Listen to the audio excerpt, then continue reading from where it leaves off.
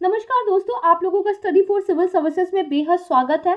हमारी इस revision series का आज थर्ड लेक्चर है और आप लोगों की तरफ से काफ़ी प्यार और सराहा जा रहा है सीरीज को, तो thank you so much. And believe me, ये सीरीज आपके रिवीजन में आपको 100% हेल्प करने वाली है। तो अब तक देखिए, हम मॉडर्न हिस्ट्री यानी कि आधुनिक भारत का इतिहास इस पर एक लेक्चर कवर कर चुके हैं। इसके अलावा पॉलिटी यानी कि जो भारतीय राज व्यवस्था है, इस पर भी एक लेक्चर कवर कर चुके हैं। और आज हम पढ़ने वाले हैं जनरल साइंस यानी कि सामान्य विज्ञान। दो इंपॉर्टेंट टॉपिक पर आज हम डिस्कशन करेंगे। एक है हमारा जीवन की उत्पत्ति और विकास तथा कोशिका जीव विज्ञान यानी कि origin of evolution of life and cell biology. तो देखिए, इस सीरीज का मोटिव क्या है, ऑब्जेक्टिव क्या है, ये मैं आपको पहले भी बता चुकी हूँ, बट आप में से कुछ लोग नए जुड़े हैं, उनके लिए मैं एक बात जल्दी से रिपीट कर रही हूँ। देखिए, जब आपका यूपी पीएससी के एग्जाम की हम बात करते हैं तो ये होने वाला है 17 मार्च को, ये आप सभी को पता है, राइट है। तो अब आपको अपने एग्जाम के लिए जो एक स्ट्रैटेजी है वो थोड़ा सा मॉडिफाई करने की ज़रूरत है, क्योंकि हर बार आपका एग्जाम मई में होता था, लेकिन इस बार कब हो रहा है, मार्च में हो रहा है। तो 3 पॉइंट्स आप ध्यान रखिएगा। एक तो वो टॉपिक जो आयोग के द्वारा बार बार आपसे पूछे जाते हैं, जो कि आपको प्रीवियस ईयर क्वेश्चंस में देखने के लिए मिलते हैं, उन टॉपिक्स पर जो आपकी कॉन्सेप्चुअल क्लैरिटी है ना, वो बहुत शानदार रूप से एकदम क्लियर होनी चाहिए। कम से कम उन टॉपिक्स पे तो ज़रूर आपको फंडामेंटल नॉलेज होनी चाहिए जो आपके एग्जाम में आयोग के द्वारा बार बार पूछे जाते हैं। दूसरा, कुछ ऐसे इंपॉर्टेंट फैक्ट्स हैं जो किसी भी सब्जेक्ट को कंप्लीट करते हैं, और ये फैक्ट्स आपके एग्जाम में पूछे जाते हैं काफ़ी ज़्यादा। और आप देखेंगे स्टेटमेंट वाले क्वेश्चंस में भी फैक्ट्स को स्टेटमेंट के रूप में पूछ लिया जाता है। तीसरी बात है, आपको एमसीक्यू की प्रैक्टिस बहुत ज़्यादा ज़बरदस्त रूप से करने की ज़रूरत है। अब देखिए, ये सीरीज़ इन तीनों ही पॉइंट को साथ लेकर चलती है, इसीलिए मैं आपको बार बार बोल रही हूँ, ये आपको बहुत ज़्यादा बेनिफिट करने वाली है, राइट। या तो आप आरओ एआरओ के एग्ज़ाम की तैयारी कर रहे हैं तो भी प्लीज़ इन वीडियोस को देखिएगा। जितना भी मैं पढ़ा रही हूँ डेफिनेटली आपको एग्ज़ाम में हेल्प करेगा, और यूपीपीसीएस तक तो हमारी उम्मीद रहेगी कि हम सिलेबस को कवर कर लें। अब आपका काम क्या है, बिना एक भी दिन मिस किए इन लेक्चर्स को रोज़ाना देखना। तो चलिए, आज जनरल साइंस यानी कि सामान्य विज्ञान पर अपने लेक्चर को शुरू करते हैं। बट उससे पहले आपके लिए एक इम्पॉर्टेंट इन्फॉर्मेशन है, आप हमारे पेड ग्रुप को भी ज्वाइन कर सकते हैं। स्क्रीन पर आप कुछ एग्जाम्स के नेम देख पा रहे हैं और जो है कुछ कॉन्टैक्ट नंबर देख पा रहे हैं। तो इन एग्ज़ाम्स की प्रिपरेशन अगर आप कर रहे हो तो जो कॉन्टैक्ट नंबर दिखाई दे रहे हैं स्क्रीन पर, यहाँ पर आप कॉन्टैक्ट कर सकते हैं और हमारे पेड ग्रुप को ज्वाइन कर सकते हैं। साथ ही आप हमारे टेलीग्राम ग्रुप को भी ज्वाइन कर सकते हैं, जहाँ पे आपको सारी अपडेट्स और कुछ क्विजेस कंटेंट वगैरह के बारे में जानकारी मिल जाएगी। तो चलिए शुरुआत करते हैं अपने आज के लेक्चर की। तो देखिए, साइंस की अगर हम बात करें तो कई बार विज्ञान से डर लगता है, खासकर तब अगर हमारा आर्ट्स का बैकग्राउंड रहा है। लेकिन एग्ज़ाम की अगर हम तैयारी कर रहे हैं तो किसी भी एक सब्जेक्ट के प्रति लगाव और किसी एक सब्जेक्ट के प्रति दुराव, ये करके काम तो नहीं चलेगा, पढ़ना तो पड़ेगा। तो कोशिश क्या करते हैं, साइंस को कुछ आसान तरीके से पढ़ने की कोशिश करते हैं, और जितनी हमारे एग्ज़ाम के लिए रिक्वायरमेंट है बस उतना ही पढ़ने की कोशिश करते हैं। बहुत डीप डिटेल्ड एनालिसिस में जाने से बचेंगे, क्योंकि एग्ज़ाम है पास, तो हमें पीएचडी नहीं करनी है, लेकिन हमें अपने एग्ज़ाम को क्लियर करने के लिए जितना ज़रूरी है उतना तो पढ़ना है। तो मैं बहुत ही आसान लैंग्वेज को यूज़ करते हुए आपको साइंस पढ़ाने की कोशिश करूँगी, और मेरे कहने पर प्लीज़ एक काम ज़रूर कीजिएगा, अगर अभी तक आपने नहीं किया है, जो प्रीवियस ईयर क्वेश्चंस हैं प्लीज़ उनको देख लीजिएगा कि किस तरह के क्वेश्चन जो हैं पूछे गए हैं, राइट। तो चलिए, अगर हम साइंस की बात करें, 3 इम्पॉर्टेंट सब्जेक्ट जो है इसके अंदर आपके आते हैं। एक होता है आपका फिजिक्स यानी कि भौतिक विज्ञान, एक है आपका केमिस्ट्री यानी कि रसायन विज्ञान, और तीसरा है आपका बायोलॉजी यानी कि जीव विज्ञान। अगर आपने PYQ यानी कि प्रीवियस ईयर क्वेश्चन देखे हैं तो आपको पता होगा बायोलॉजी से सबसे ज़्यादा क्वेश्चन पूछे जाते हैं। That means this is the most important portion in your science subject, right. तो हम भी क्या करेंगे, हम भी इस बायोलॉजी वाले पोर्शन से स्टार्ट करेंगे पढ़ाई करना, राइट। तो चलिए, अब देखो, बायोलॉजी यानी कि हम जीव विज्ञान की बात कर रहे हैं। जीव विज्ञान का मतलब क्या हुआ, बायोलॉजी का मतलब क्या हुआ, बायो यानी कि जो चीज़ जिंदा है, लिविंग बीइंग है, राइट है। तो अब हम इसको पढ़ना स्टार्ट करें, इससे पहले थोड़ा सा तब चले जाते हैं जब हमारी जो अर्थ है, जो बेसिकली हमारा ये प्लैनेट है, इस पे जीवन का बेसिकली एक तरीके से बिगनिंग हुआ था, यानी कि जो लाइफ थी वो उस पर स्टार्ट हुई थी, राइट। अब यहाँ पे एक चीज़ ध्यान रखिएगा, अब अलग अलग साइंटिस्ट के द्वारा अलग अलग थ्योरीज दी गई हैं जिसमें बताया गया है कि आखिरकार जो लाइफ है, जो कि जीवन है, उसकी उत्पत्ति और उसका विकास यानी कि उसका ओरिजिन और इवोल्यूशन कैसे हुआ है। अब अलग अलग साइंटिस्ट के द्वारा या फिर अलग अलग जो बेसिकली साइंटिस्ट के ग्रुप थे, उन्होंने अलग अलग थ्योरीज दी हैं। हम सभी थ्योरीज को देखेंगे, उनमें क्या बताया गया था ये भी देखेंगे, और मोस्ट एक्सेप्टेड थ्योरी कौन सी है हम ये भी समझेंगे। तो देखिए, एक आता है आपका थ्योरी ऑफ बायोजेनेसिस, यानी कि जीवोत्पत्ति का सिद्धांत। देखो उसमें क्या कहा गया कि भाई देखो, जो लाइफ थी ना, पहले से ही कोई लिविंग ऑर्गेनिज्म थे, वहाँ से एक्चुअली इस लाइफ का एक तरीके से एक आप कह सकते हैं अराइज हुई है, यानी कि कोई निर्जीव पदार्थ ऐसा नहीं था जहाँ से लाइफ आपकी जो है बनी है, बल्कि पहले से जो जीवित जीव मौजूद थे वहाँ से लाइफ बनी है। हालांकि इस वाले सिद्धांत को मान्यता प्राप्त नहीं है, इसको एक्सेप्ट नहीं किया जाता, राइट। दूसरा जो है आपका आता है वो है आपका बेसिकली केमियोसिंथेटिक थ्योरी, और या फिर आप बोल दीजिए इसको बेसिकली रसायन संश्लेषक सिद्धांत, राइट। तो यहाँ पे ये कहा गया कि देखो जो सबसे पहले लाइफ बनी ना, वो कहाँ से बनी, उन्होंने कहा कुछ इनऑर्गेनिक केमिकल एलिमेंट्स थे, राइट है, यानी कि कुछ आपके अकार्बनिक रासायनिक तत्व थे, वहाँ से ना आपकी लाइफ स्टार्ट हुई है। कैसे कि भाई कुछ ऐसा हुआ जैसे लाइटनिंग यानी कि बिजली गिरना, या फिर जो कॉस्मिक रेज ब्रह्मांडीय जो किरणें होती हैं, है ना, ब्रह्मांडीय किरणें जो होती हैं, इनकी वजह से कोई केमिकल रिएक्शन स्टार्ट हुआ, और इसी वजह से जो केमिकल एलिमेंट्स थे वहाँ पे कुछ एक्शन हुआ, और इस वजह से जो है बेसिकली लाइफ ओरिजिनेट हुई। ठीक है जी।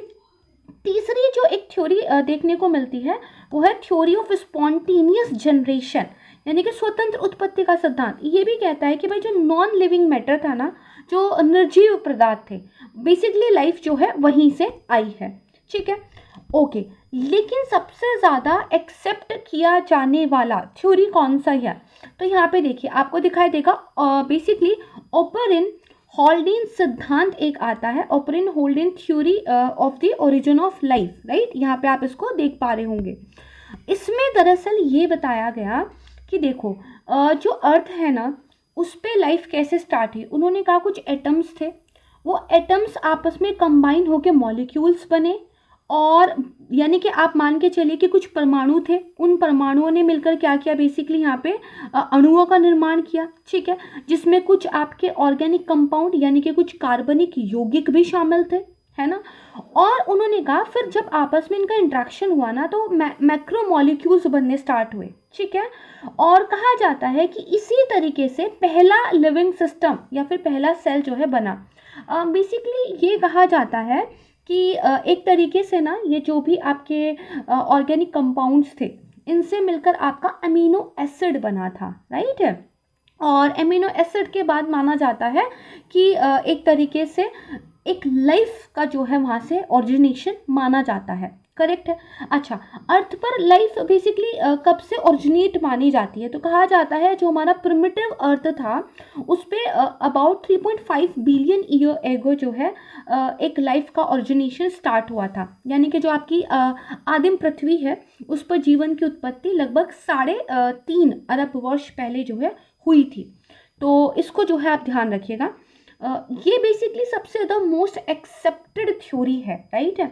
और जब ज्योग्राफी में बेसिकली आप बिग बैंग थ्योरी पढ़ रहे होंगे, जो सबसे पहला chapter geography NCERT 11th class में आपको मिलता है देखने के लिए, उसमें इसके बारे में काफ़ी डिटेल से दिया हुआ है। अगर आपको जानना है तो वहाँ से आप देख सकते हैं। करेक्ट है।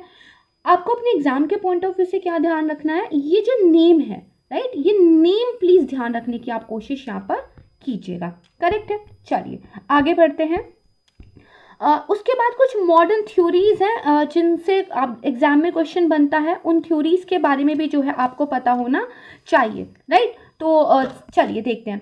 एक तो जो आपका थ्योरी आता है वो आता है basically theory of inheritance of acquired characteristics. किसने दिया है, आपका जीन बैप्टिस्ट लेमार्क, राइट है। यानी कि जो अर्जित विशेषताओं के वंशानुक्रम का सिद्धांत है। देखो कितना भी हम इंग्लिश से भागते हों, लेकिन जो साइंस एंड टेक जैसे सब्जेक्ट हैं एक्चुअली वो इंग्लिश में पढ़ने फिर भी आसान रहते हैं, उनका जो हिंदी अनुवाद है काफ़ी कठिन है। तो खैर हम बाइलिंगुअल पढ़ रहे हैं, आपके लिए चीज़ें इजी रहेंगी। ओके, तो अर्जित विशेषताओं के वंशानुक्रम का सिद्धांत किसने दिया है? जीन आपका Baptiste Lamarck. Pronunciation could be little bit different, है ना, वो आप देख लीजिएगा। ओके, तो अब यहाँ पे देखिए इसका मतलब क्या है। ये जो इनहेरिटेंस या फिर एक्वायर्ड कैरेक्टरिस्टिक वाली जो एक थ्योरी है, मोटे मोटे तौर पे इस पे ये कहा गया कि देखो जो भी पेरेंट्स होते हैं, राइट, उनकी कुछ प्रॉपर्टीज़ या फिर उनके कुछ कैरेक्टरिस्टिक्स या उनके कुछ फीचर्स जो हैं वो आने वाली जनरेशन में पास कर दिए जाते हैं, एक विरासत के रूप में, एक इनहेरिटेंस के रूप में। ठीक है, तो आपको बस पता हो कि जो इनहेरिटेंस वाली थ्योरी है ये किसने दी है, ये आपके एग्जाम के लिए इम्पॉर्टेंट है। Okay, the most important is the theory of natural selection. The theory of natural selection यानी कि प्राकृतिक चयन का सिद्धांत। अब ये प्राकृतिक चयन का सिद्धांत भाई किसने दिया है? ये दिया है चार्ल्स डार्विन ने, राइट है, जिनको फादर ऑफ एवोल्यूशन भी कहा जाता है, यानी कि विकास के जनक भी इनको जो है कहा जाता है। अब ये नेचुरल सिलेक्शन क्या है? देखो, नेचुरल सिलेक्शन एक ऐसी प्रोसेस है जिसमें क्या होता है, जो एडवांटेजेस ट्रेट्स हैं, है ना, वो पॉपुलेशन में टाइम के साथ ज़्यादा प्रिवलेंट हो जाते हैं और धीरे धीरे इस वजह से जो स्पीसीज़ होती हैं वो अपने एनवायरनमेंट के साथ ज़्यादा अडेप्ट कर पाती हैं। क्या मतलब हुआ इस बात का? इस बात का मतलब ये हुआ, देखो प्राकृतिक चयन ये कहता है ये थ्योरी कि टाइम के साथ ना ऐसे लक्षण जो हमें ज़िंदा रहने में हेल्प करते हैं वो आबादी में ज़्यादा से ज़्यादा प्रचलित हो जाते हैं। देखो जो भी आने वाली जनरेशन है ना वो उन फीचर्स को अपने साथ इनहेरिट करके ले जाती है जो उनको सस्टेन करने में, जिंदा रहने में हेल्प करते हैं। इससे धीरे धीरे प्रजातियों का विकास होता है और ये जो प्रजातियां हैं ये अपने आसपास के पर्यावरण के साथ क्या एक बैलेंस बना पाती है, एक समायोजन बना पाती है। अगर हम एग्जाम्पल्स की बात करें तो देखिए, हो सकता है कि कोई एक ऐसी स्पीसीज़ है जिसका जो है कलर चेंज हो गया है और वो जो कलर चेंज है वो उसको छुपने में मदद करता है, राइट है। एक तरीके से वो क्या है, जो उसके बेसिकली शिकारी पक्षी होते हैं उनसे बचने में मदद करता है। तो आप देखोगे आने वाली जो जनरेशन होगी ना उसमें आपको मोर नंबर ऑफ बर्ड्स ऐसे दिखाई देंगे जिनका कलर वैसा होगा। तो धीरे धीरे क्या हुआ, नेचुरल सिलेक्शन हो गया कि जो ट्रेट हमें हेल्प कर रहा है वो ज़्यादा प्रिवलेंट हो जाए पॉपुलेशन में। किसने दी ये थ्योरी? चार्ल्स डार्विन ने दी। इनको जो है फादर ऑफ एवोल्यूशन भी कहा जाता है, ध्यान रखिएगा। देन एक अनदर इम्पॉर्टेंट थ्योरी आती है mutation theory, right. Mutation theory यानी कि उत्परिवर्तन का सिद्धांत। देखो म्यूटेशन वर्ड बहुत ज़्यादा पॉपुलर हो चुका है कोविड की वजह से, क्योंकि हम इतना ज़्यादा सुन रहे हैं कि कोविड के अलग अलग वेरिएंट हमें देखने को मिल रहे हैं और जिसमें से बेसिकली कुछ वेरिएंट क्या है, पिछले वाले वेरिएंट से उनमें म्यूटेशन हो गई है, राइट। तो ये म्यूटेशन क्या है? सबसे पहली बात तो आप ध्यान रखिएगा, जो ह्यूगो डी व्रीस थे उनकी एक बुक थी द म्यूटेशन थ्योरी, उसमें उन्होंने सबसे पहले इस थ्योरी को प्रपोज किया था। ठीक है जी, तो द म्यूटेशन थ्योरी 1901 वाली ये जो किताब है इसमें सिद्धांत का प्रस्ताव रखा गया था। म्यूटेशन के बारे में ध्यान रखिएगा, ये अचानक से होता है, ऑल ऑफ सडन होता है। देखो म्यूटेशन है क्या, अचानक से कोई चेंज हो गया और ये जेनेटिक्स के लेवल पे जाके होता है। यानी कि अगर आप देखोगे जो आपके जीन्स हैं जो कि आपको वो बनाते हैं जो आप हैं, राइट, हम जो भी हैं उसका सारा कोड कहाँ लिखा हुआ है? हमारे जेनेटिक्स में लिखा हुआ है। अगर इस कोड में एक ज़रा सा भी चेंज हो जाए तो हम जैसे हैं उसमें भी एक चेंज हो जाएगा। तो म्यूटेशन यही करता है, अचानक से इस कोड के अंदर एक चेंज हो जाता है, राइट है। और ये फिर क्या है, ये जो चेंज हुआ है तुरंत ऑपरेशनल भी हो जाता है। फॉर एग्जाम्पल कि भाई कुछ भी आपके जीन्स में चेंज हुआ और तुरंत उसका असर आपको जो है दिखाई देगा, करेक्ट है। ओके, अब ध्यान रखिएगा एक ही प्रकार का म्यूटेशन जो है अलग अलग स्पीसीज के जो है अलग अलग इंडिविजुअल्स में दिखाई दे सकता है।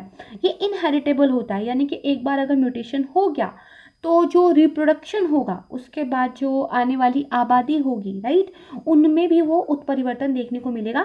मतलब कि उत्परिवर्तन क्या है, वंशानुगत होता है। बस ये अगर समझ में आ रहा है तो बहुत अच्छी बात है।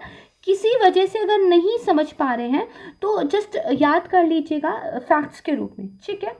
ओके, जो यूजफुल म्यूटेशंस होते हैं भाई, कुछ ऐसे उत्परिवर्तन हो सकते हैं ना जो हेल्प करें, तो वो क्या होता है, वो फिर आपका जो एक तरीके से नेचुरल सिलेक्शन का जो थ्योरी था उसके अकॉर्डिंगली जनरेशन्स को पास हो जाते हैं। कुछ म्यूटेशंस ऐसे हो सकते हैं जो लीथल होंगे, जो शायद आपको हेल्प नहीं करते होंगे, तो वो एलिमिनेट कर दिए जाते हैं, ठीक है।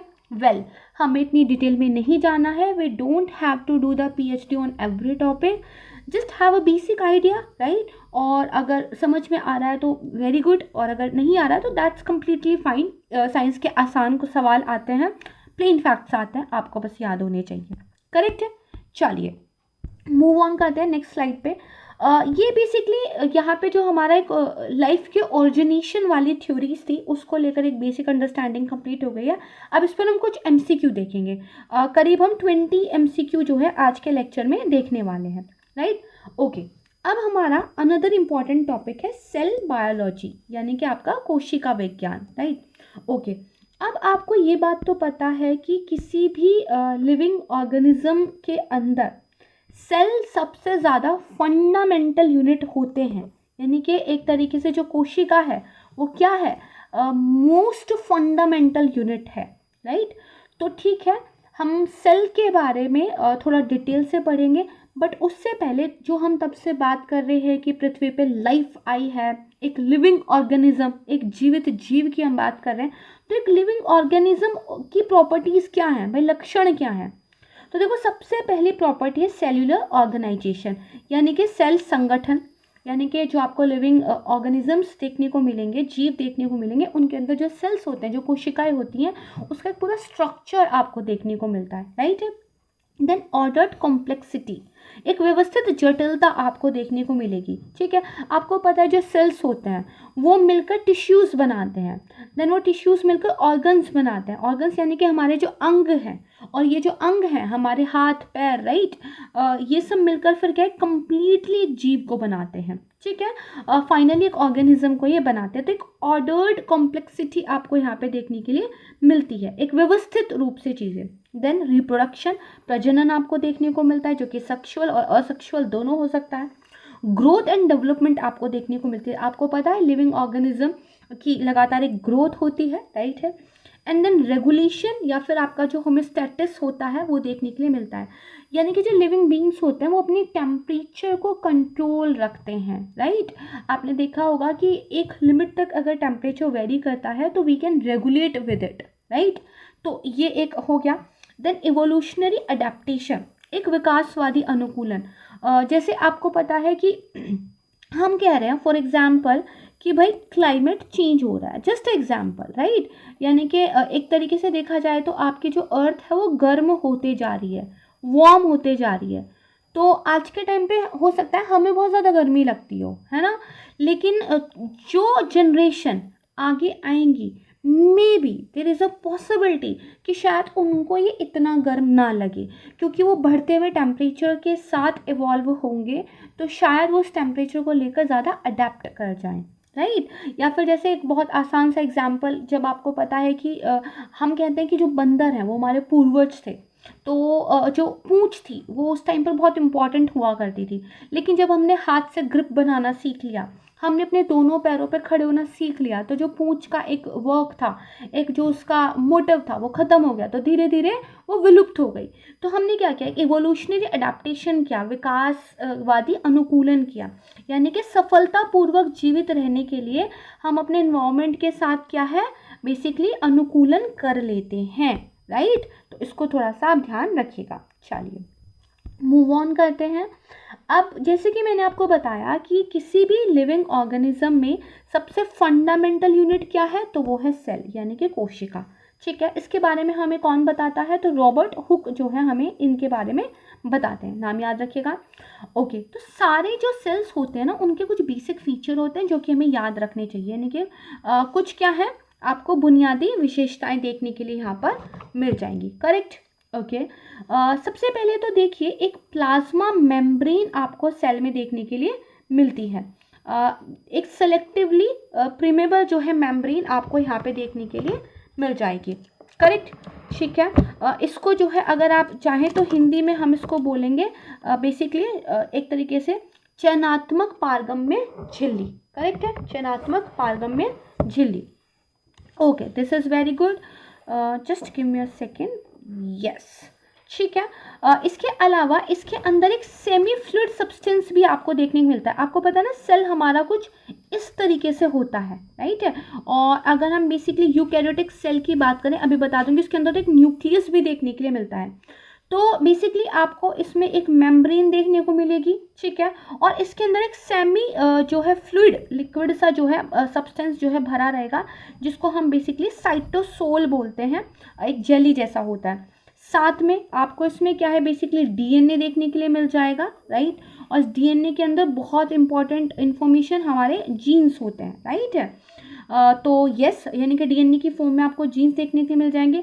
साथ में इसके अंदर एक टाइनी राउंडेड सा स्ट्रक्चर देखने के लिए मिलता है, जिसको हम राइबोसोम्स बोलते हैं। और बेसिकली ये जो है प्रोटीन की फैक्ट्री बोले जाते हैं। यानी कि इसमें आप अगर आप देखोगे तो जो एक तरीके से प्रोटीन है वो जो है यहाँ पे आपको बनता हुआ दिखाई देगा। अच्छा, सबसे इम्पॉर्टेंट बात याद रखिएगा, सेल जो है बेसिकली दो टाइप के होते हैं, राइट है। एक आपका होता है प्रोकैरियोटिक और एक आपका होता है यूकैरियोटिक, राइट। हिंदी में भी इनको यही बोलते हैं। तो बेसिकली जिस सेल के अंदर न्यूक्लियस नहीं होता है, राइट है, यानी कि जो ये वाला स्ट्रक्चर है ये नहीं होता, उसको बोलते हैं प्रोकैरियोटिक। और जिसके अंदर न्यूक्लियस होता है उसको बोलते हैं यूकैरियोटिक सेल। करेक्ट है, इसको ध्यान रखिएगा। Well, this is the basic detail. थोड़ा सा और डिटेल में पढ़ते हैं।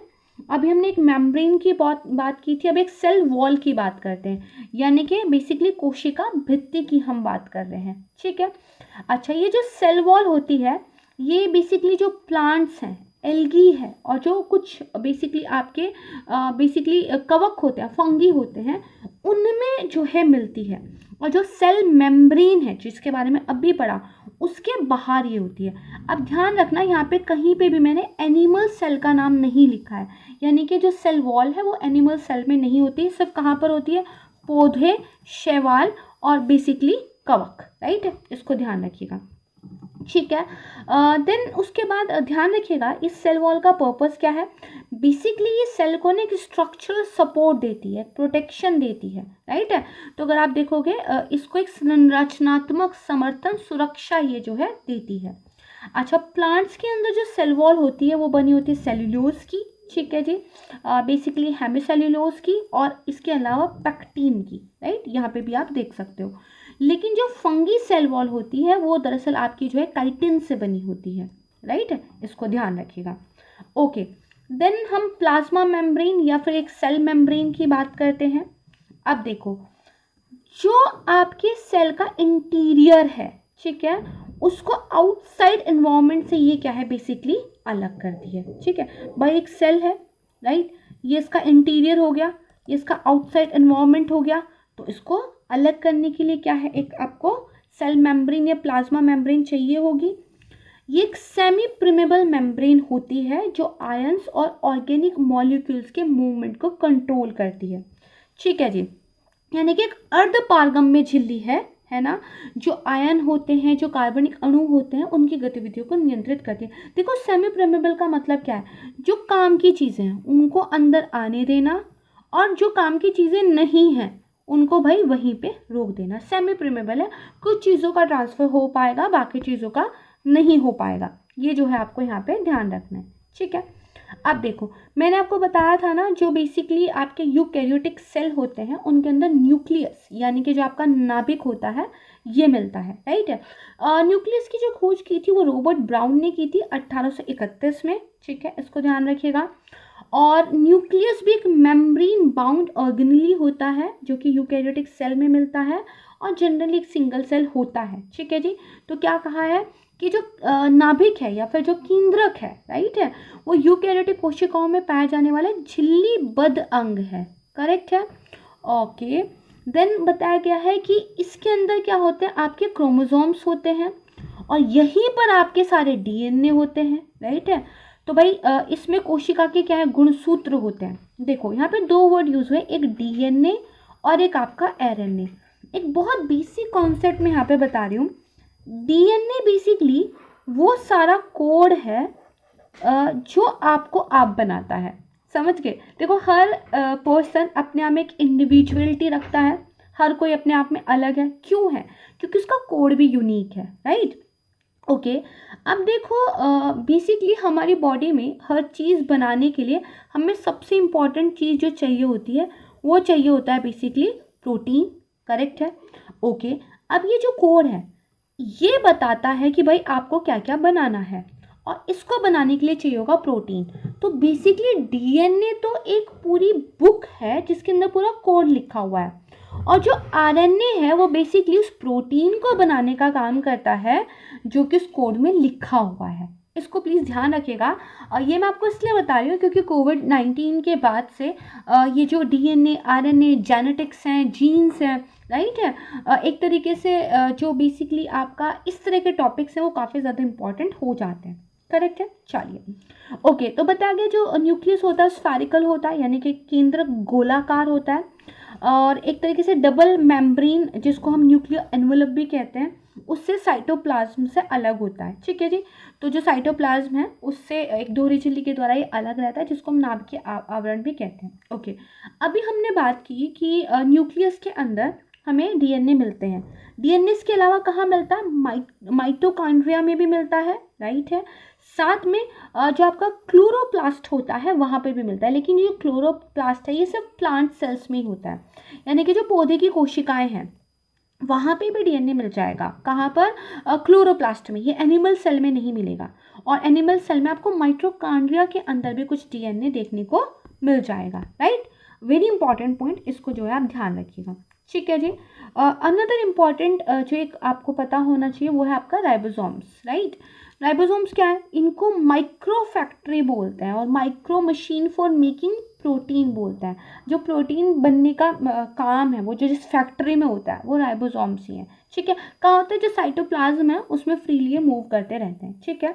देन माइटोकॉन्ड्रिया की हमने अभी बात की थी। ये भी दो मेम्ब्रेन से घिरा रहता है और इसका अपना ओन जीनोम होता है, हमने भी देखा, राइट है? ओके। इसको बेसिकली एनर्जी और पावर हाउस भी कहा जाता है सेल का, क्योंकि देखो जो मैक्सिमम एनर्जी प्रोड्यूस होती है वो यहीं पे होती है। तो ध्यान रखिएगा, इसको हम जो है basically power house of cell भी बोलते हैं। Okay. Now another very important term जो है वो है प्रोग्राम्ड सेल डेथ, पीसीडी। देखो, प्रोग्राम्ड सेल डेथ का मतलब क्या है कि जो सेल है, राइट है, उसकी डेथ हो जाना, सेल का खत्म हो जाना। अब आप कहेंगे this is not a good thing, but it is a good thing. देखो, हमारी बॉडी में आपको पता है कि कुछ ना कुछ टूट फूट होते रहती है। कई बार कुछ ऐसी चीज़ें हैं जो यूज़लेस होती हैं बट हमारी बॉडी के अंदर हैं, तो उनको डिस्कार्ड करना बहुत ज़रूरी होता है। तो वहाँ पे ये प्रोग्राम्ड सेल डेथ बहुत काम आता है। करेक्ट है? अब ध्यान रखिएगा, ये जो कोशिका मृत्यु है, राइट है, ये दो तरीके की होती है। एक आपका बेसिकली होता है बेसिकली अपोप्टोसिस, और एक आपका बेसिकली ऑटोफैगी होता है। ठीक है? दोनों ही पीसीडी हैं, बट याद रखिएगा जो आपका बेसिकली अपोप्टोसिस है इसमें क्या होगा, जो सेल है वो इस तरीके से प्रोग्राम रहता है कि वो अपने आप की डेथ कर देता है, खुद को क्लीन कर देता है, राइट है। कोई भी ऐसा सेल बॉडी के अंदर जो कि बॉडी के लिए यूज़फुल नहीं है ना, वो जो है इससे ख़त्म हो जाता है। ऑटोफैगी भी समवॉट सेम, बट इसमें क्या होगा, जो सेल है वो अपने आप को ना रैप कर लेता है। ठीक है? और कोई भी अगर बैक्टीरिया, कोई भी अगर वायरस, कोई भी फॉरेन एलिमेंट इसके कांटेक्ट में आया है, इसको एक तरीके से इनगल्फ कर लेता है। ठीक है जी? अपने अंदर एक तरीके से इसको क्या है, बांध लेता है, इनगल्फ कर लेता है, और फिर इसको ये सेल अपने आप को मार के इस फॉरेन एलिमेंट को मार देता है। ठीक है? यहाँ पे सेल अपने आप को ख़त्म कर रहा है, और यहाँ पे जो ऑटोफैगी है सेल अपने आप को ख़त्म कर रहा है, बट ये क्या है, एक पैकेट की तरह, एक एनवलप की तरह बंद हो जाता है, देन जो है इसकी डेथ हो जाती है। ठीक है? तो इसको ध्यान रखिएगा, दोनों के बीच का डिफरेंस बस आपको एक बार बेसिक सा क्लियर होना चाहिए। ठीक है? ओके। अब एक बात आती है सेल डिवीज़न की, यानी कि जो कोशिका विभाजन है उसकी हम बात कर रहे हैं। देखो, सेल डिवीज़न, कोशिका विभाजन लिविंग ऑर्गेनिजम्स में बहुत ज़रूरी है। जैसे आपने अपना हाथ देखा है तो आपने देखा होगा ये इस तरीके का ना होकर इस तरीके का दिखाई देता है, राइट है। तो कहीं ना कहीं बेसिकली बीच में से जो सेल है ना, वो डिवाइड हुए होंगे, तभी जाके कुछ इस तरह का स्ट्रक्चर आया है। तो ग्रोथ और डेवलपमेंट के लिए self division is very important. भाई आपकी लंबाई बढ़ती है, आपकी मोटाई बढ़ती है, राइट, आपके बोन्स बड़े होते हैं, तो ग्रोथ एंड डेवलपमेंट के लिए self division is very necessary. Reproduction के लिए इट इज़ वेरी नेसेसरी। आपको पता है कि बेसिकली ये जो सेल है ये अपने आप को मल्टीप्लाई करते जाते हैं, और तभी जाके जो बेबी कंसीव होता है वो एक बेबी की फॉर्म में बनता है। बहुत सिंपल सी उसमें। और टिश्यू रिन्यूअल्स में आपने देखा होगा कई बार आपकी स्किन जो है वो बर्न हो जाती है, राइट, जल जाती है, लेकिन फिर वहाँ पे एक न्यू स्किन आ जाती है। कैसे? क्योंकि आपके जो कुछ टिश्यूज़ हैं उनको रिन्यू कर दिया गया, आपके जो सेल्स हैं वो डिवाइड होकर फिर से क्या है वहाँ पर आ गए हैं। तो that is why cell division is very important. These three are actually the reason कि why this is very important. Okay, this is the same line. Well, तो यहाँ पे कहीं ना कहीं सेल बायोलॉजी हमारा एक तरीके से जो मोटा मोटा इंपॉर्टेंट फैक्ट्स थे वो कवर हो जाता है। एक दो चीज़ें और देख लेते हैं, जैसे बैक्टीरिया। देखो, बैक्टीरिया और वायरस अगेन इम्पॉर्टेंट है, राइट। अब यहाँ पे आपको क्या ध्यान रखना है, यहाँ पे ये ध्यान रखना है कि बैक्टीरिया और वायरस में क्या डिफरेंस है, इनसे कौन कौन सी जो डिजीज़ है ये आपको पता होना चाहिए। तो पहले बैक्टीरिया देखते हैं। देखो, ये लिविंग ऑर्गेनिज्म है, ठीक है। बैक्टीरिया जो है ये लिविंग ऑर्गेनिज्म है, और बेसिकली जो बैक्टीरिया सेल वॉल है वो किससे बनी होती है? आपकी बेसिकली पेप्टिडोग्लाइकेन, राइट है, पेप्टिडोग्लाइकेन, इससे जो है आपकी बैक्टीरिया की सेल बनी होती है। इसको थोड़ा सा याद रख लीजिएगा। साथ में ध्यान रखिएगा, इसमें डीएनए या फिर आरएनए जो है प्रेजेंट होता है इसके साइटोप्लाज्म में, और राइबोसोम्स भी इसके अंदर प्रेजेंट होते हैं, ठीक है जी। तो आप क्या ध्यान रखोगे कि जीवित जीव है, करेक्ट है। अच्छा, कौन कौन सी डिजीज़ हो सकती है? न्यूमोनिया है आपका, मेनिंजाइटिस है, फूड पॉइजनिंग हो जाता है, टाइफाइड जो होता है वो बैक्टीरिया की वजह से होता है। हालांकि जो रोग हैं, डिजीज़ हैं, इसके बारे में हम डिटेल में कवर करेंगे। अभी बैक्टीरिया और वायरस का एक बेसिक कॉन्सेप्ट आप यहाँ पे समझ लीजिए। देन दूसरा आता है आपका बेसिकली यहाँ पे वायरस, करेक्ट है। देखो, वायरस एक लिविंग ऑर्गेनिज्म नहीं है, पहली बात, ठीक है। खुद का अपना उसका कोई वजूद नहीं होता जब तक कि ये किसी होस्ट के ऊपर कब्जा करके वहाँ पे खुद को खाद पानी देके अपने आप को जिंदा करके अपने आप को मल्टीप्लाई नहीं करता है, ठीक है। तो बेसिकली बहुत ही ना सिंपल स्ट्रक्चर होता है वायरसेस का, और इसमें क्या एक न्यूक्लिक एसिड जीनोम होगा जो एक प्रोटीन के कोट से जो है घिरा रहता है, ठीक है। यानी कि एक प्रोटीन आवरण में घिरा हुआ न्यूक्लिक एसिड जीनोम, बस दिस इज वायरस, करेक्ट है। अब ये जीनोम ये आरएनए भी हो सकता है अगर कोई इन्फ्लुएंजा वायरस की हम बात कर रहे हैं, और ये डीएनए भी हो सकता है अगर हम एडिनो वायरस की बात कर रहे हैं, ठीक है जी। और देखा जाए तो सिंगल और डबल स्ट्रैंडेड भी हो सकता है, ठीक है। फैक्ट से याद कर लीजिएगा, इवन यूपीएससी के एग्जाम्स में भी इन फैक्ट से क्वेश्चन पूछा गया है। ओके, ज़्यादातर जो डीएनए वायरसेस होते हैं वो डबल स्ट्रैंडेड होते हैं, ठीक है। तो ये आप यहाँ पे देख ही पा रहे हो। और बेसिकली करते क्या है, वायरस क्या है, एक होस्ट सेल पर एक तरीके से कब्जा कर लेते हैं और फिर खुद को जो है रेप्लिकेट करना स्टार्ट कर देते हैं, यानी कि जो ये बन जाते हैं पैरासाइट, यानी कि परजीवी बन जाते हैं, और पूरी तरीके से जिस होस्ट पे इन्होंने कब्जा किया है खाने पीने के लिए उसी पर डिपेंड रहते हैं, ठीक है। इनका वजूद ही तब है जब ये किसी पे कब्जा करके एक तरीके से फलते फूलते रहें, करेक्ट है।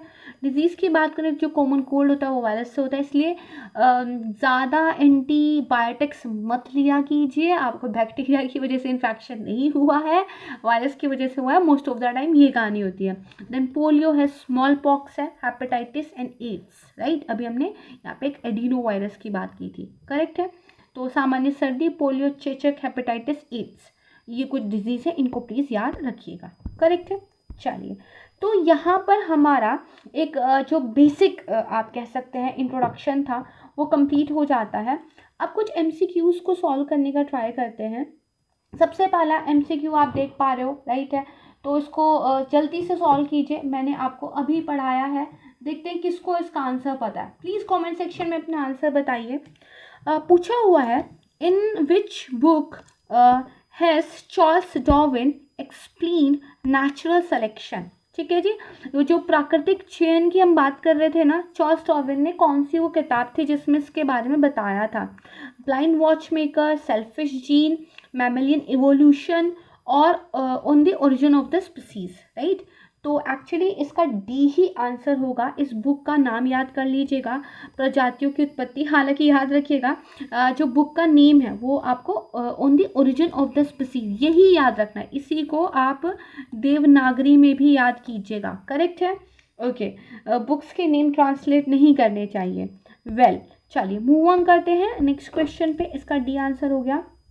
नेक्स्ट क्वेश्चन आपसे पूछा गया है which of the following statement is correct.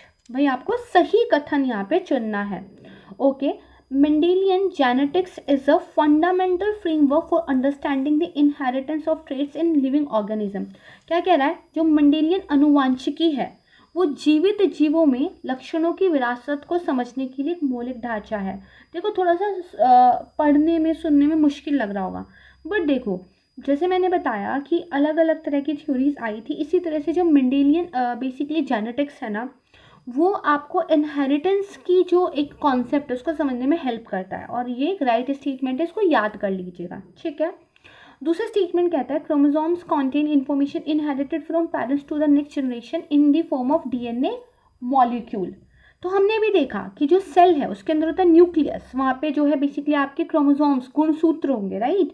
और उसके अंदर फिर आपका जो है जो जीन्स है वो डीएनए की फॉर्म में होता है।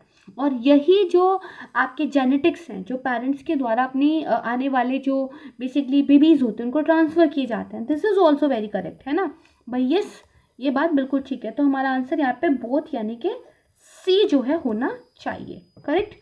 मूव ऑन करते हैं नेक्स्ट टॉपिक पे, नेक्स्ट क्वेश्चन पे। बेसिकली द सिंथेटिक थ्योरी, क्या बोला गया? The synthetic theory discussing the process of biological evolution includes the following factor.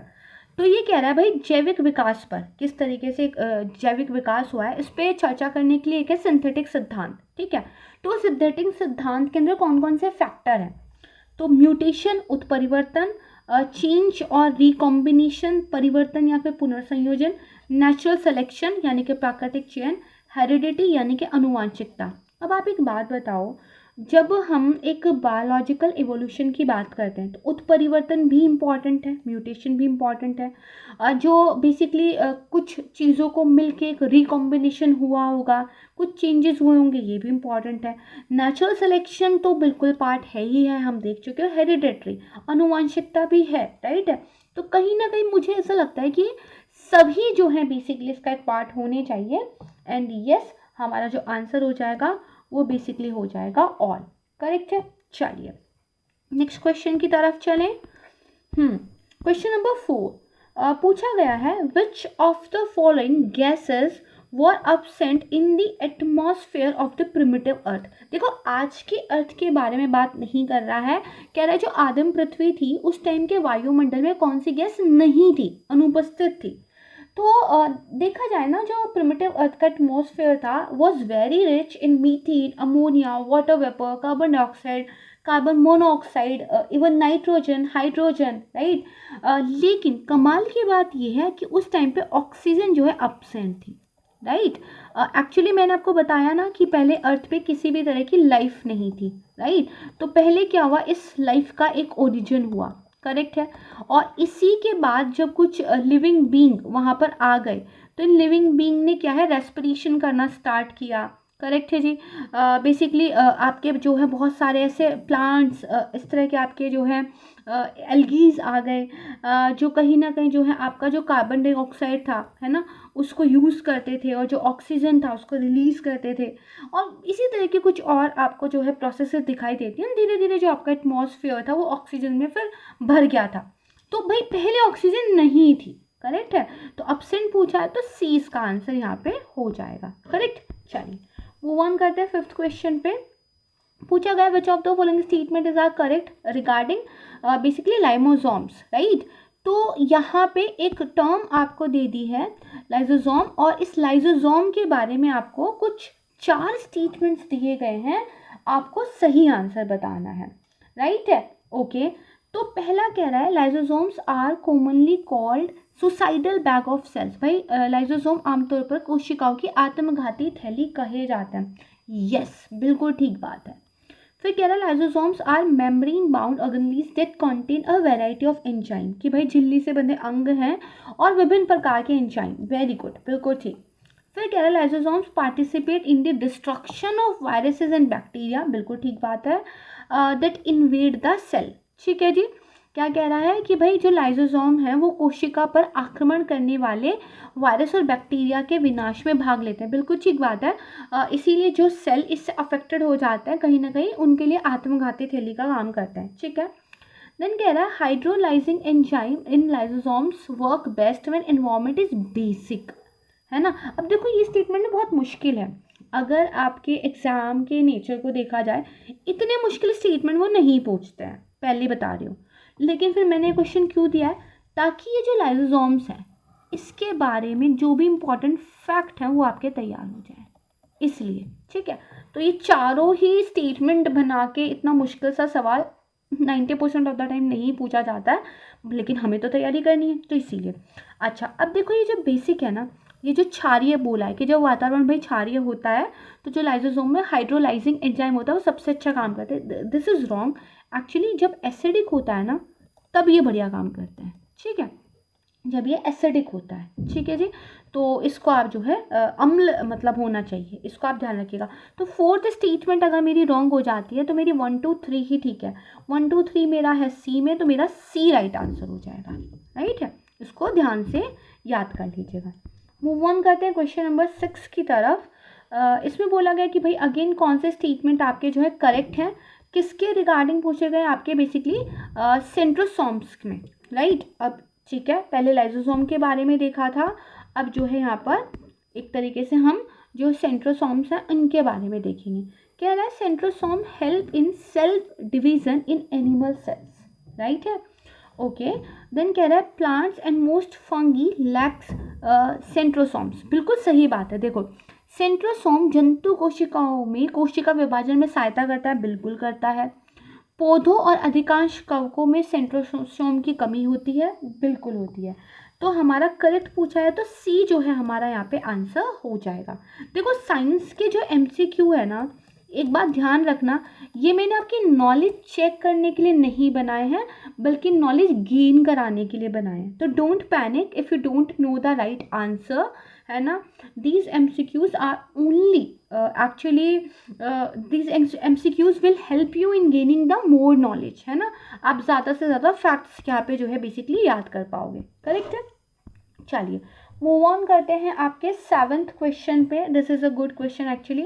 Again आपकी जो है करेक्ट स्टेटमेंट पूछी गई है और बोला गया mature plant cells contain many small basically many small vacuoles which animal while animal cell contains one large vacuoles. पहली बात तो ये होता क्या है, देखो जो बेसिकली यहाँ पे रिक्तिकाओं की बात की गई है ना, कहा गया कि भाई परिपक्व पौधे की कोशिका में कई छोटे रिक्तिकाएं होती हैं जबकि पशु वाली कोशिका में एक बड़ी रिक्तिका होती है। ये है क्या, बेसिकली ये जो आपके वैक्यूली है ना, इनको ना आप एक तरीके से मान के चलिएगा, ये ना कंपार्टमेंट्स होते हैं, ठीक है। ये कंपार्टमेंट्स होते हैं और इन कंपार्टमेंट्स के अंदर ना वाटर जो है बेसिकली एक तरीके से भरा रहता है और इस वाटर के साथ साथ इसमें क्या है आपके कुछ ऑर्गेनिक और कुछ इनऑर्गेनिक मॉलिक्यूल्स भी रहते हैं, ठीक है। तो ये वाली चीज़ याद रखिएगा। दूसरा यहाँ पे ध्यान रखिएगा कि जो ये स्टेटमेंट है इसको इंटरचेंज किया गया है। देखो मेच्योर जो प्लांट सेल होता है ना उसमें केवल एक लार्ज जो है आपका वैक्यूली होता है, जबकि जो एनिमल सेल होते हैं उसमें काफ़ी सारे होते हैं, ठीक है। तो ये पहला स्टेटमेंट आपका यहाँ पे गलत हो जाता है।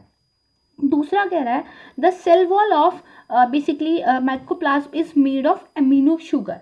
देखो ये माइकोप्लाज्म या माइकोप्लाज्म ये है क्या, ये ना एक तरीके से बैक्टीरिया से रिलेटेड है, ठीक है। और बेसिकली आप ध्यान रखिएगा इसमें एक सेल वॉल नहीं होती, इसकी सेल मेम्ब्रेन के चारों तरफ, ठीक है।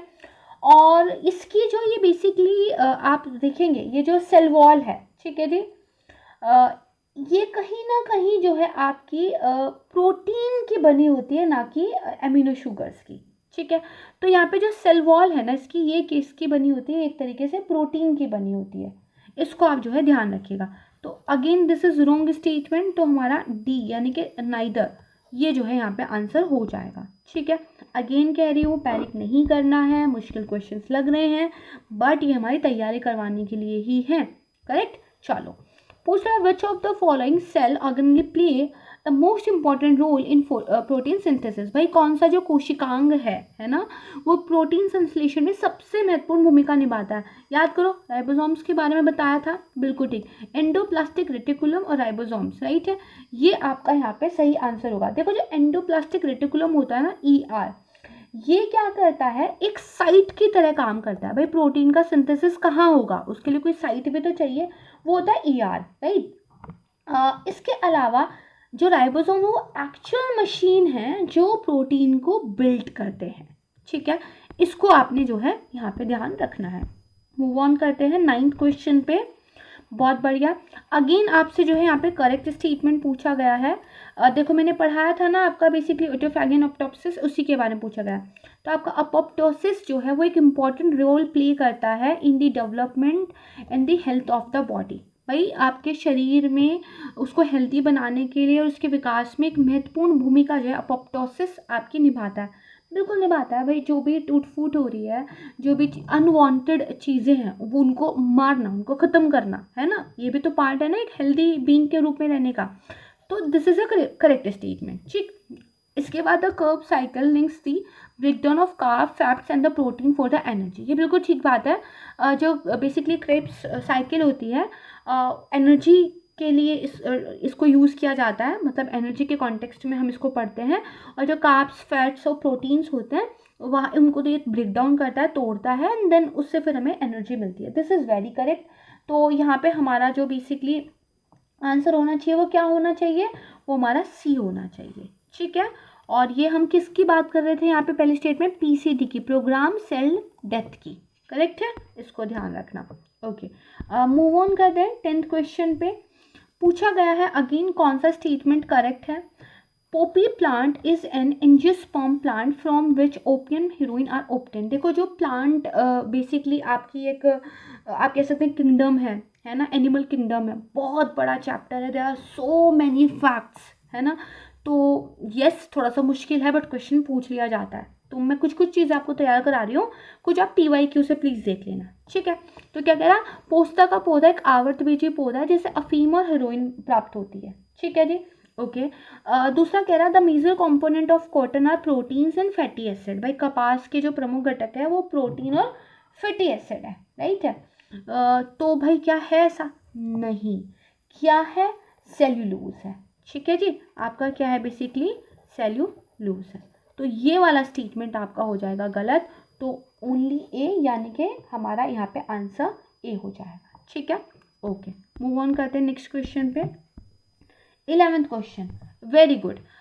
कौन सी स्टेटमेंट करेक्ट है आपसे ये पूछा गया है, राइट। ओके जी, चलिए देख लेते हैं, just give me second. Yes, कह रहा the interaction between algae and fungi to form lichen is called parasitism. भाई ये तो बात ठीक है कि लाइकेन बनाने के लिए जो शैवाल और कवक आपस में क्या है, परस्पर क्रिया करते हैं, बिल्कुल ठीक है करते हैं, बट उसको परिजीवता या बेसिकली आपका पैरासिटिज्म कहते हैं, बिल्कुल नहीं कहते।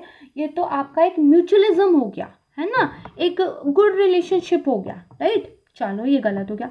The mushroom used in making juicy vegetables is protozoa. भाई रसदार सब्जियां बनाने में जो आप मशरूम यूज़ करते हो वो प्रोटोजोआ है। भाई मेरा तो फेवरेट है मशरूम, आपका है या नहीं बता दीजिएगा। तो नहीं, एक्चुअली ये क्या आपका एक फंगस है, राइट। तो मशरूम पे तो UPSC भी 2-3 बार क्वेश्चन पूछ चुका है। Again this is a wrong statement, correct. फिर पूछा papaya has carotene which helps in making vitamin 12, right, यहाँ पे B12 आना चाहिए। ओके, तो भाई यस पपीते में कैरोटीन तो होता है, बिल्कुल सही बात है, बट ये विटामिन E बनाने में हेल्प करता है। ठीक है, विटामिन E बनाने में हेल्प करता है, दिस इज अगेन रॉन्ग। फिर कह रहा है the red colour of tomato fruit is due to the basically carotenoid pigment carotene. क्या कह रहा है कि भाई टमाटर फल का लाल रंग कैरोटेनॉइड वर्णक कैरोटीन के कारण होता है। तो नहीं, ये बेसिकली आपका जो है एक तरीके से लाइसोपीन जो होगा ना उसकी वजह से होता है। इसको प्लीज़ आप ध्यान रखिएगा, और इस तरह के क्वेश्चन आपके बहुत पूछे जाते हैं एग्जाम में। ठीक है, तो बेसिकली हमारा ना एक भी स्टेटमेंट सही नहीं है, तो इसलिए नन यानी कि डी आंसर हो जाएगा, राइट। कई बार लगता है यार इतने स्टेटमेंट है कुछ तो ठीक होगा, नहीं भाई कुछ भी ठीक नहीं है, ठीक है। चलो मूव ऑन करते हैं नेक्स्ट क्वेश्चन पे। कंसीडर द फॉलोइंग, 3 स्टेटमेंट दिए। Hydrophytes plants that have adapted to live in aquatic environment. भाई जो हाइड्रोफाइट्स पौधे होते हैं वो जलीय वातावरण में रहने के लिए अनुकूलित होते हैं, ठीक है। Plants growing on Saleen soil और वाटर आर कॉल्ड हेलोफाइट्स। कह रहा है लवणीय मिट्टी या पानी पर उगने वाले पौधों को हेलोफाइट्स कहा जाता है। Cyanobacteria are the primary producer in the food chain of the ocean. भाई जो साइनोबैक्टीरिया होते हैं वो महासागरों की खाद्य श्रृंखलाओं में प्राथमिक उत्पादक हैं। बिल्कुल सही बात है। हाइड्रो मतलब वाटर है ना, हाइड्रा मतलब वाटर, तो यस हाइड्रो प्लांट्स मतलब जो आपके एक्वेटिक एनवायरनमेंट में होते हैं। हेलो मतलब खारा, राइट। तो हेलोफाइट्स मतलब जो आपका एक तरीके से जो नमकीन लवणीय मिट्टी या पानी होगा वहाँ पे। और साइनोबैक्टीरियम यस प्राइमरी प्रोड्यूसर्स माने जाते हैं। तो तीनों ही हमारे ठीक है, इसलिए इस बार हमारा डी आंसर जो है यहाँ पे हो जाएगा, करेक्ट है।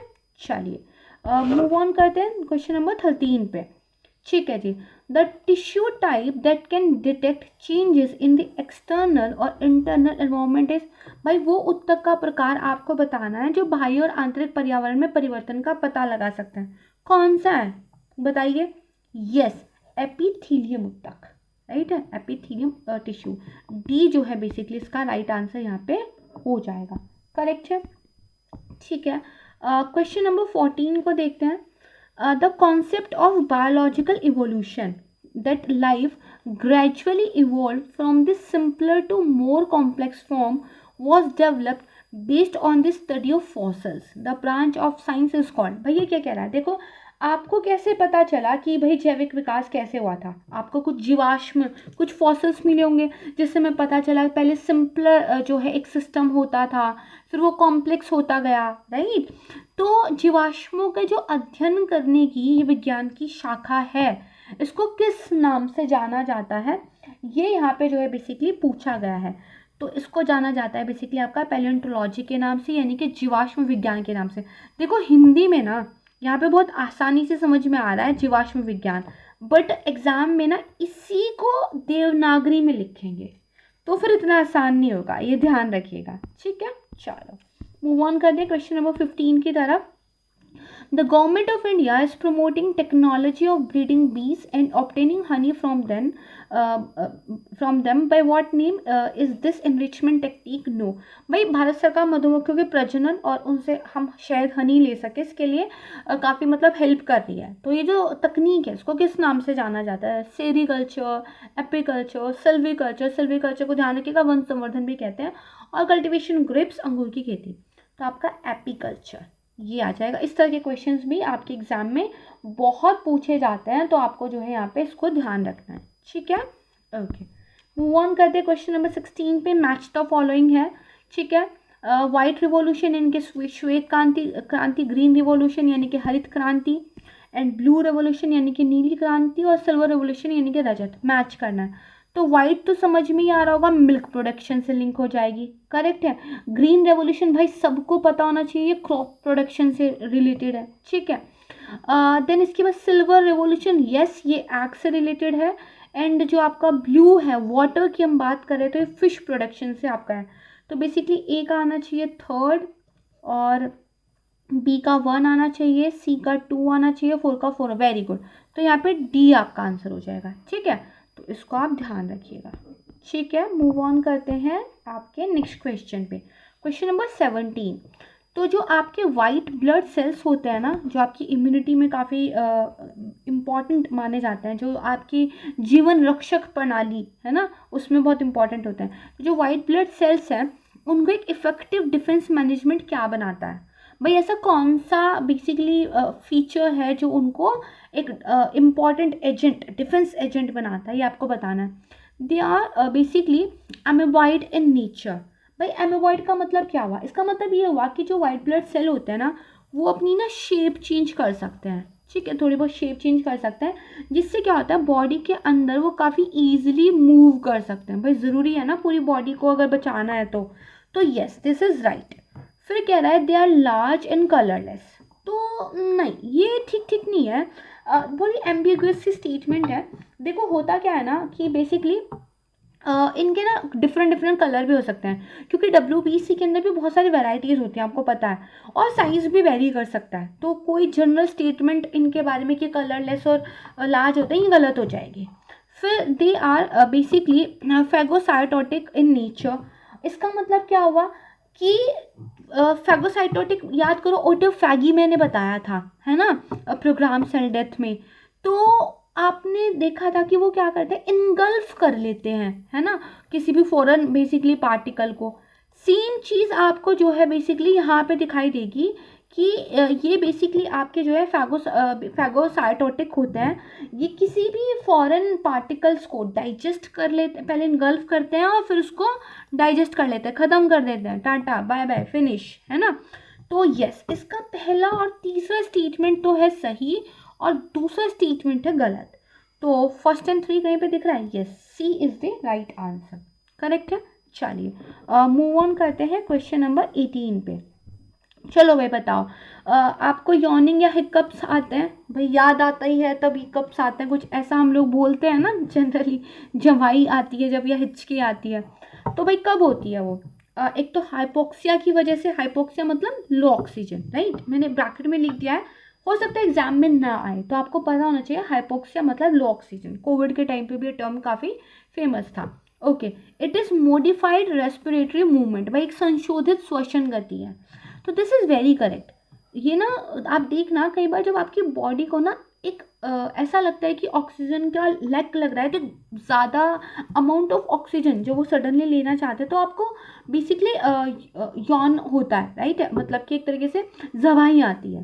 तो ये दोनों ही ठीक है, इसको ध्यान रखना भाई, याद वाद का तो पता नहीं, बट साइंस ये कहता है, ठीक है। तो यस, इसको ध्यान रखिएगा, सी जो है इसका बेसिकली यहाँ पे हमारा आंसर हो जाएगा, करेक्ट। चलो 19 क्वेश्चन पे मूव ऑन करते हैं। पूछा कौन सा ट्रू फ्रूट नहीं है, ठीक है भाई, ऐसा नहीं है कि आपको फल लगता है तो फल है, साइंस की लैंग्वेज में वास्तविक फल कौन नहीं है? Dates, apple, pineapple, lemon. अब ये मेरा फेवरेट क्वेश्चन है because it's very confusing, right. तो सच बात तो ये है कि आपका बी आंसर होना चाहिए भाई मेरे हिसाब से, तो ठीक है। अब क्यों होना चाहिए वो आप ज़रा देखो, ठीक है। मे बी मैं शायद गलत बता रही हूँ, तो एक बार देखना। जो ट्रू फ्रूट्स होते हैं प्लीज़ उनको देखिएगा, इस तरह के क्वेश्चन पूछे भी गए हैं तो याद होना चाहिए, ठीक है। चलो ये आपके ऊपर है, दिस इज़ योर होमवर्क कि इसको ज़रा देखिएगा, ठीक है। चलो बहुत बढ़िया, शाबाश, वेरी गुड। लास्ट क्वेश्चन पे हम आ गए हैं।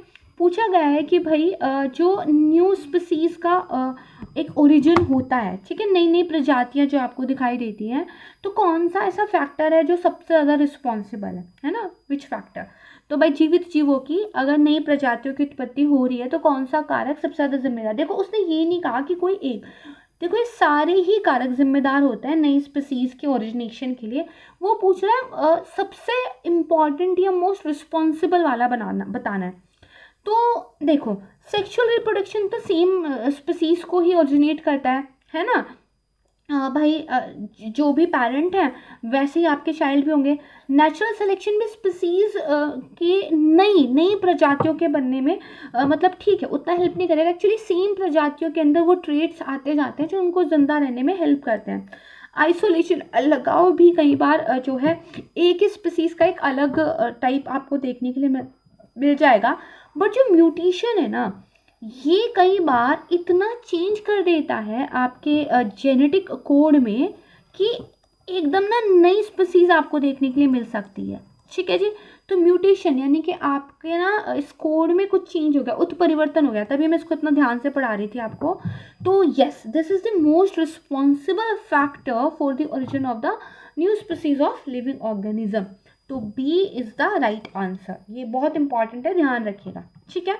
चलिए बहुत बढ़िया, तो यहाँ पे हमारा साइंस वाला लेक्चर जो है आई थिंक यस ख़त्म होता है। बहुत मज़े से हमने जो है पढ़ाई की है, और बहुत अच्छी बात ये है कि हम एग्ज़ाम के नेचर को देखते हुए पढ़ रहे हैं और एग्ज़ाम की जो डिमांड है, एग्ज़ाम की जो रिक्वायरमेंट है हम उसको देखते हुए पढ़ रहे हैं, बहुत ज़्यादा भी नहीं और भाई कम भी नहीं। तो ट्रस्ट मी, ये सीरीज़ आपको हेल्प करने वाली है, तो इसीलिए आपने क्या करना है, इस सीरीज़ के सारे लेक्चर वीडियोस को देखते रहना। एंड प्लीज़ जब कुछ नेगेटिव होता है तो आप लोग बहुत सारे कमेंट्स कर देते हैं, अगर कुछ पॉजिटिव है तो उसके लिए भी कमेंट्स कीजिए, right. Sharing is caring, and अपना बहुत ध्यान रखिएगा। एंड अगेन, अगर आप हमारे पेड ग्रुप्स को ज्वाइन करना चाहते हैं तो these are some contact numbers जहाँ पे आप कॉल कर सकते हैं, व्हाट्सएप कर सकते हैं, आप हमारे फ्री टेलीग्राम ग्रुप को ज्वाइन कर सकते हैं, राइट। एंड यस, किसी भी तरह की अगर आपको एक हेल्प चाहिए, एक अपने एग्ज़ाम को लेके आपकी क्वेरी है, तो आप हमसे कांटेक्ट कर सकते हैं। Thank you so much everyone, अपना ध्यान रखिएगा। जल्द मिलूंगी मैं एक नई वीडियो के साथ, एंड होपफुली हम या तो उसमें ज्योग्राफी कवर करने वाले हैं, या फिर इन्वायरमेंट या इकोनॉमिक्स कवर करेंगे, या फिर करंट अफेयर कवर करेंगे। आप मुझे बताइए कि कौन सा बेसिकली वीडियो नेक्स्ट आप चाहते हैं, ठीक है। जो भी मेजोरिटी ऑफ द कमेंट्स होंगे वही जो है आपका नेक्स्ट सीरीज आएगा। चलिए, ओके, नमस्कार, ध्यान रखिएगा, बाय बाय, अलविदा।